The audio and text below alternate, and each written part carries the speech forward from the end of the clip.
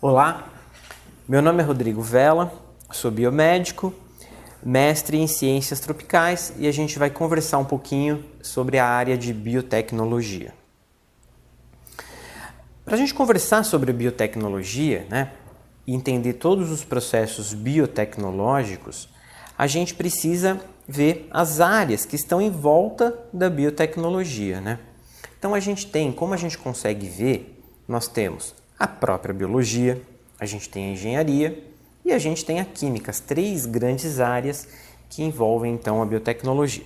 Claro que dessas áreas a gente consegue ver, perceber outras, como por exemplo a associação entre engenharia e química, a gente tem a química industrial, a associação entre biologia e engenharia, a gente tem a engenharia bioquímica e muito mais voltado para a gente, para a nossa área, associando-se biologia e química, a gente tem a área da bioquímica, onde a gente vai ver todos os processos bioquímicos em volta dos organismos, e a área de biologia molecular, que mostra para a gente os processos, principalmente envolvendo aí o DNA e todas as suas manipulações. Quando a gente fala em biotecnologia, não tem como então a gente deixar o DNA de fora, e justamente essas ferramentas da biologia molecular que vão mostrar para a gente como manipular esse DNA, como trabalhar com isso e onde a gente pode trabalhar dessa forma. Então, como ciência, a gente tem a biotecnologia sendo um conjunto de processos tecnológicos possibilitando a utilização de sistemas biológicos, E durante o curso a gente vai falar realmente sobre esses sistemas, O que são eles, quem são e como utilizá-los. E aí também a gente fala do uso de micro-organismos manipulados geneticamente, Quando a gente fala em micro-organismos, claro, a gente precisa lembrar que eles são as bactérias, os vírus e os fungos, Cada um deles tem o seu papel importante, a gente vai falar um pouquinho mais sobre eles adiante. E como a gente vê, micro-organismos manipulados geneticamente, Então a gente vai ver como acontece essa manipulação, onde ela acontece e todas as ferramentas que envolvem essa manipulação genética, certo? Mas para a gente poder falar da biologia, da biotecnologia de uma forma geral, a gente fala um pouquinho do histórico, A gente entra na história. Então, os processos biotecnológicos, de uma forma geral, já são conhecidos há milhares de anos, Os descritos, os relatos históricos falam para a gente de uso de biotecnologia. Claro que a ciência não existia ainda com esse nome, mas as tecnologias, sim, já eram utilizadas. Por exemplo, na produção de pães, vinhos e cerveja, seja Antigo Egito, Roma, Grécia, por exemplo, e até povos anteriores a esses, temos relatos da utilização de processos biotecnológicos. Se a gente pegar, por exemplo, a produção de pães, a biotecnologia entra na questão da utilização de micro-organismos, no caso específico, as leveduras. Para a produção de pães, como a gente sabe, as leveduras são importantes para aerar, para produzir gás, Os seus processos fermentativos irão produzir o gás, aerando os pães e fazendo com que eles fiquem com as massas, mais macias de uma forma geral. Vinhos e cervejas, o processo ele é muito parecido com isso, mas a necessidade dos micro-organismos, também falando das leveduras, é na questão da produção de álcool e do gás. Além disso, esses micro-organismos, na produção de bebidas, todo o seu metabolismo acaba dando o sabor característico das bebidas, Então faz a maturação dessas bebidas e deixa com o sabor que a gente conhece. Os processos biotecnológicos utilizados antigamente são basicamente os mesmos utilizados hoje. A grande diferença que a gente tem é na eficiência desses produtos e, claro, no controle. Hoje as indústrias elas podem controlar a forma como isso é feito e por isso que a gente sabe que tem uma variedade, principalmente quem conhece cerveja sabe que existe uma variedade aí de cervejas, É claro que na história da biotecnologia a gente trabalha com esses processos mais rudimentares, mas uma grande evolução que a gente conhece veio com Robert Hooke em 1655 com o advento da microscopia óptica. né? Antes disso, não eram conhecidas as estruturas microscópicas, e aí o que Hooke desvendou foi, quando ele inventou o seu microscópio, ele conseguiu ver células de cortiça, né, células vegetais, e ele observou as unidades que formavam essa cortiça. Observando essas unidades, eles viu que eram agrupamentos, né? E aí ele chamou esses agrupamentos de células. Então a primeira observação, né, a primeira observação microscópica, os primeiros trabalhos aí em microscopia. Posteriormente, a gente tem dois pesquisadores alemães que foram super importantes, né, na área de biologia celular e, claro, voltam para a gente na biotecnologia.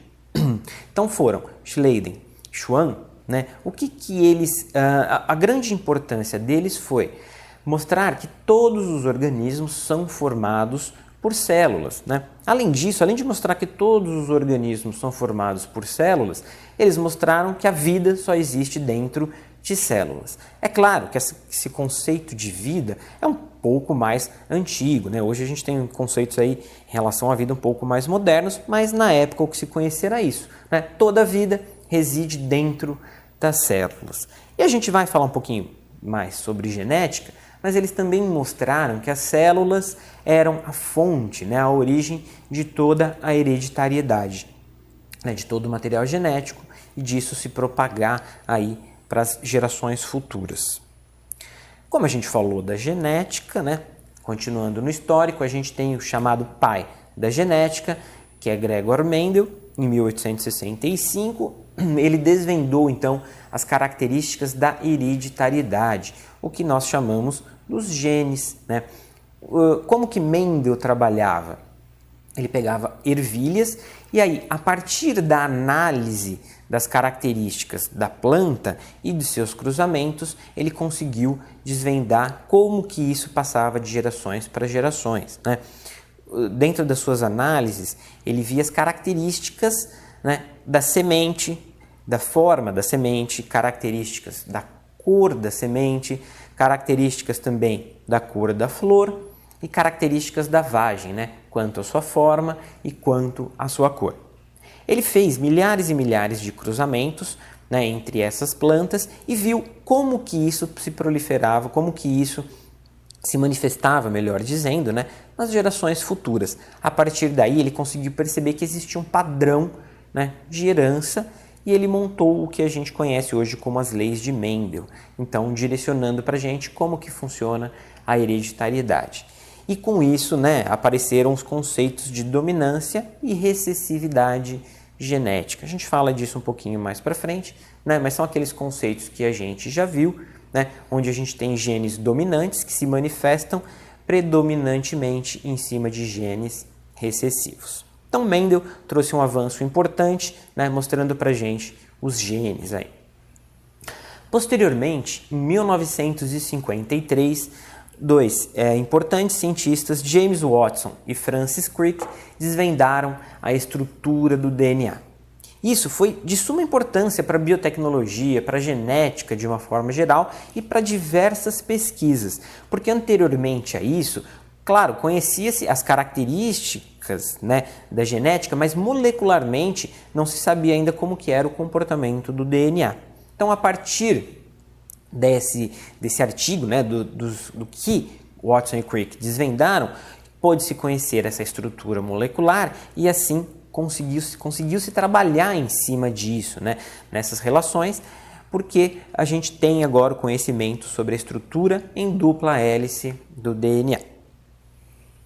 Bom, então, a área de biotecnologia, como a gente está vendo, é uma área muito grande que envolve muitas outras áreas, né? A gente falou um pouco de áreas de conhecimento grandes, agora a gente consegue focar um pouquinho mais em outras áreas. Então, quando a gente fala em biotecnologia, a gente tem a questão de fermentações industriais, né? Produções industriais de larga escala. Até mesmo o que a gente já citou, produção de cerveja, por exemplo, né? Então a gente tem essas grandes fermentações. Um outro braço, que assim se pode dizer, da biotecnologia, são as culturas de tecidos e células. A gente vai ver que isso é uma ferramenta importante para a biotecnologia, Mas falando dessas culturas, né, são culturas in vitro, são culturas celulares e teciduais realizadas fora de uma pessoa, fora de um animal, fora de um paciente. Isso, claro, faz com que a gente consiga manipular muito melhor e controlar muito melhor o crescimento, né, a proliferação dessas células. Além disso, uma área muito importante, área e ferramenta, né, muito importante da biotecnologia é a clonagem.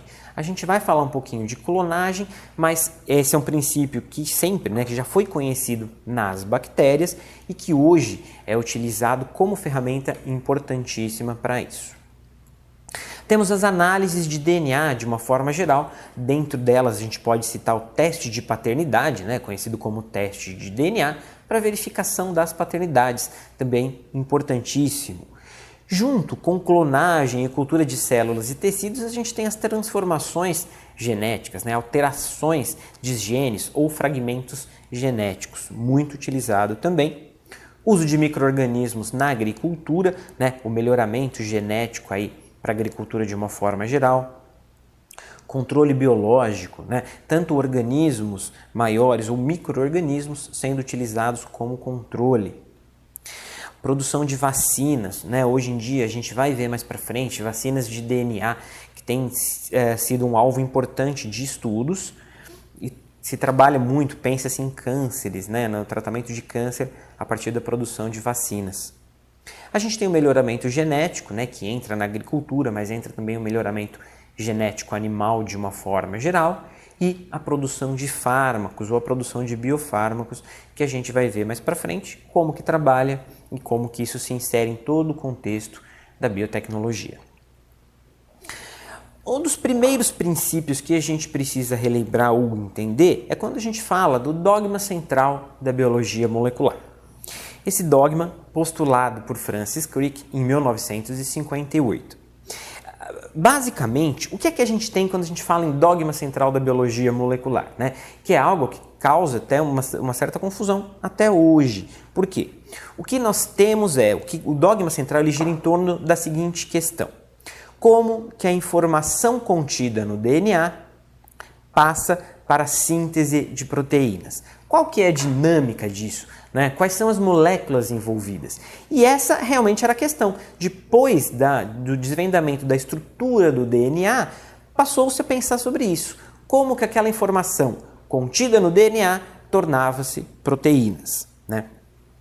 Então, foi postulada por Francis Crick a hipótese da sequência, ou seja, né, a especificidade de uma porção de ácido nucleico é expressa somente pela sequência de seus pares de bases e, por sua vez, estas contêm o código necessário para gerar uma proteína.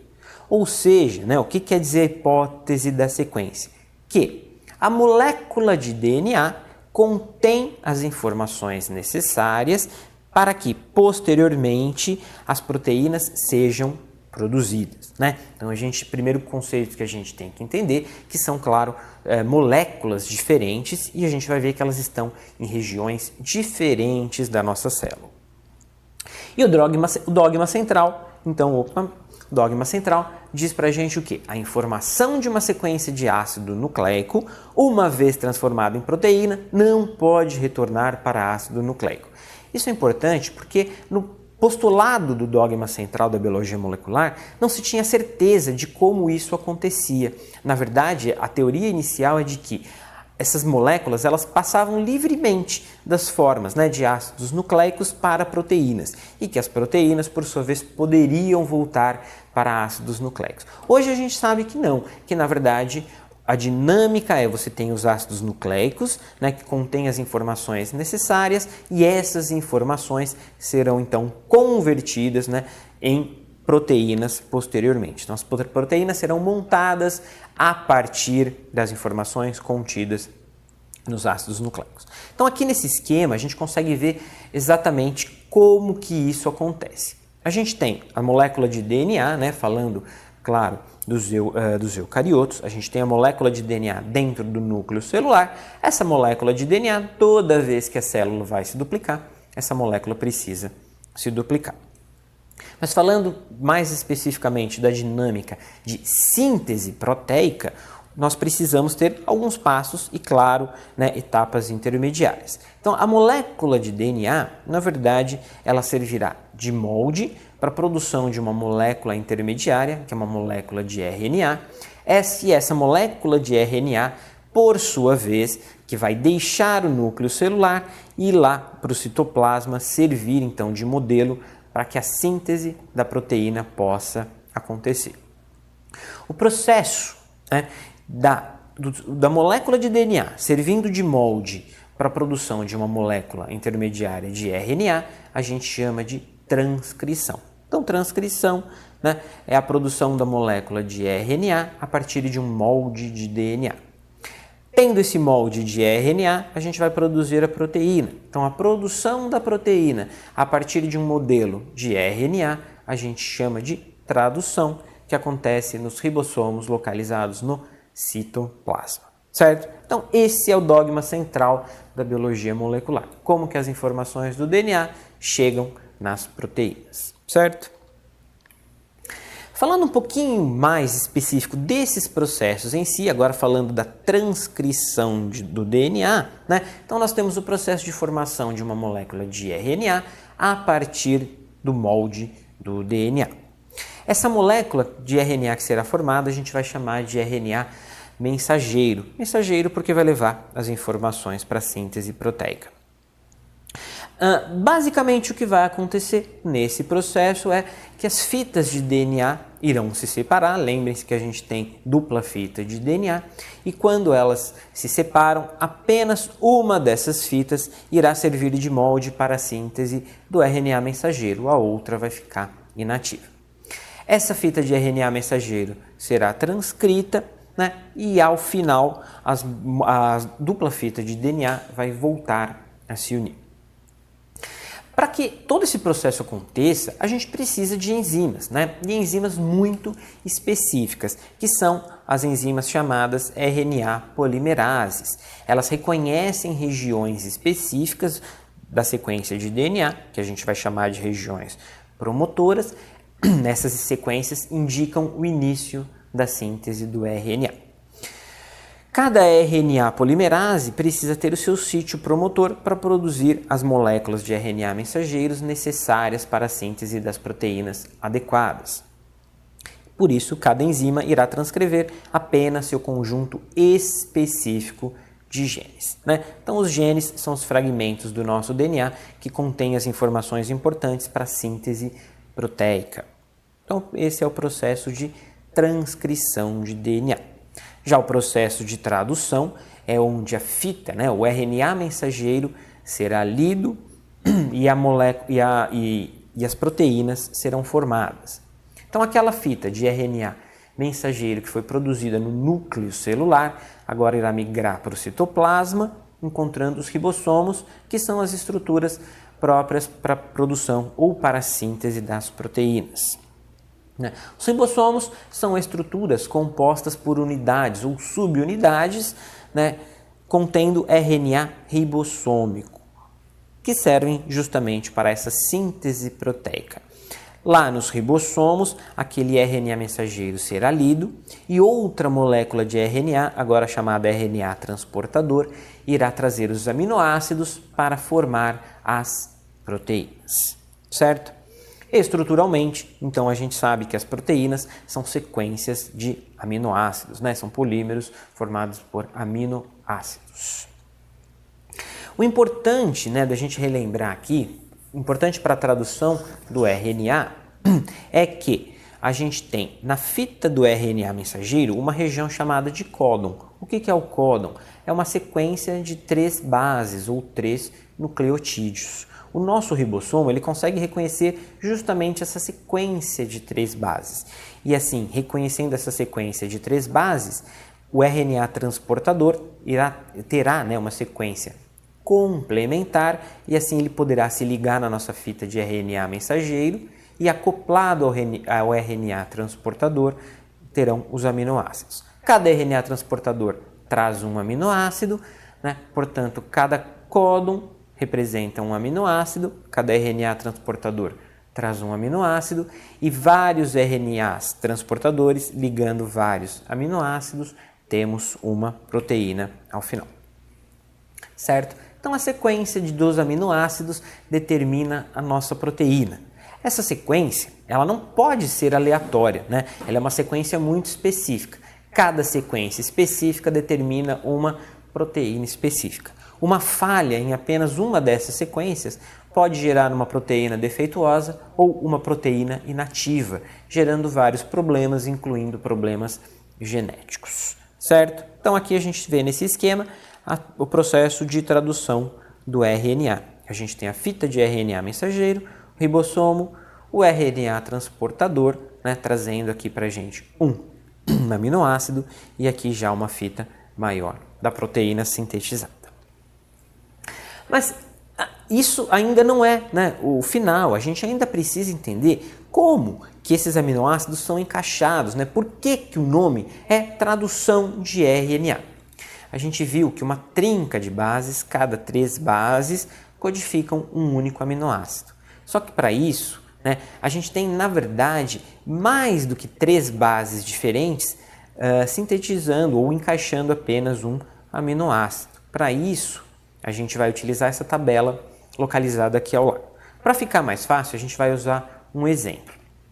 Para que um aminoácido, o aminoácido chamado serina, seja encaixado e possa dar origem, né, a uma proteína, a gente tem, por exemplo, o nosso códon aqui formado pelas bases adenina, guanina e uracila, AGU.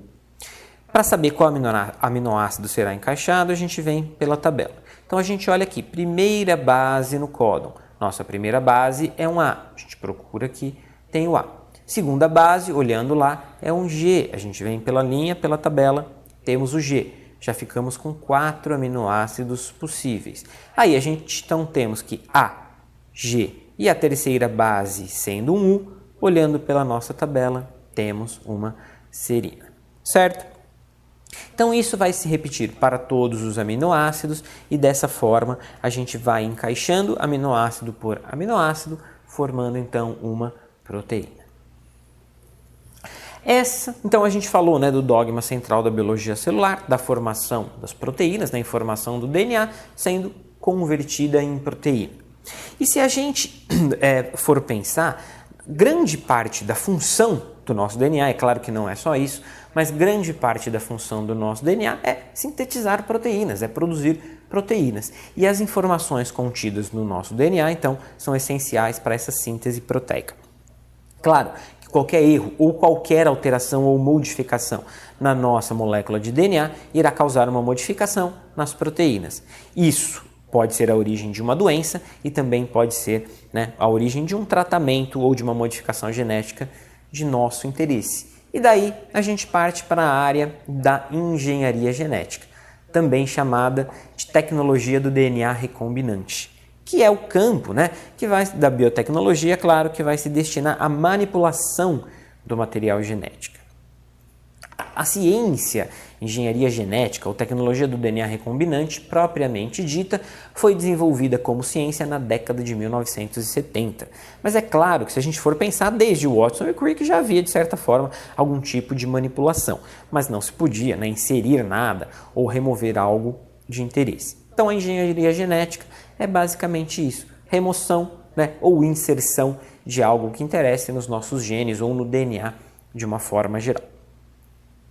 A engenharia genética, né, utiliza-se de várias técnicas de uma forma geral que permitem transplante ou transfecção ou transfusão, né, de genes do DNA de uma espécie para o DNA de uma outra espécie diferente. É claro que pode se fazer de espécie para espécie, mas os primórdios, né, e a maior parte da engenharia genética trabalha dessa forma, de uma espécie para espécies diferentes. Por que isso?